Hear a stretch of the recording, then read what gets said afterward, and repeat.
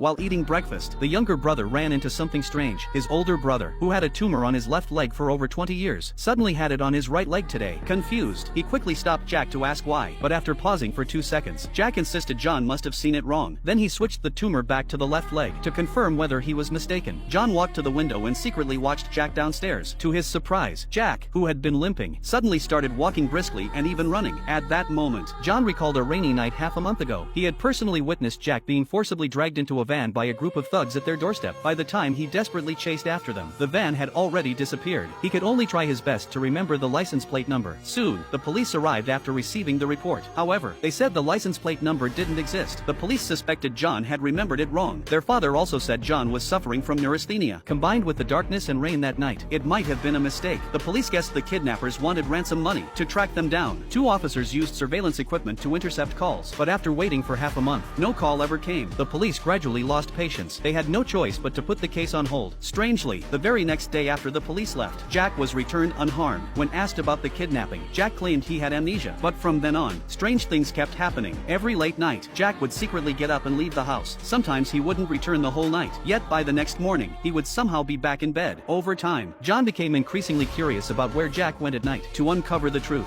one evening he pretended to sleep after Jack did. He also pretended to doze off at his desk, but after only half an hour, Jack silently appeared behind him. There was a hint of killing intent in his eyes. He picked up a pencil and repeatedly pressed the tip toward John's eye. Even when the pencil tip was about to touch his eyelid, Jack showed no sign of stopping. Fortunately, the lead broke at the critical moment. After confirming John was truly asleep, Jack finally put the pencil down. Then he quietly opened the door and left. What he didn't know was that John was secretly following him. Jack remained extremely cautious, constantly looking back. After making sure no one was following, he suddenly began walking quickly. Seeing this, John could hardly believe his eyes. After Jack got into a taxi, John quickly hailed another one and told the driver to follow. Soon, Jack got out in a narrow alley. John followed at a careful distance. They went deep into a remote, deserted alley. There, John discovered a shocking secret. Jack, who was always well-behaved and academically excellent, now looked like a gang leader. 2 subordinates treated him with great respect, but when John saw their faces, he was stunned. They were the same 2 officers who had investigated the case at his house half a month ago. At that moment, Jack led them upstairs. Still confused, John followed, but at a corner, he ran into the 2 men. No matter how he explained, they tried to capture him. In desperation, he pushed them away and ran for his life. After a chase, John managed to hide in a dead-end corner. Just when he thought he had shaken them off, the next second,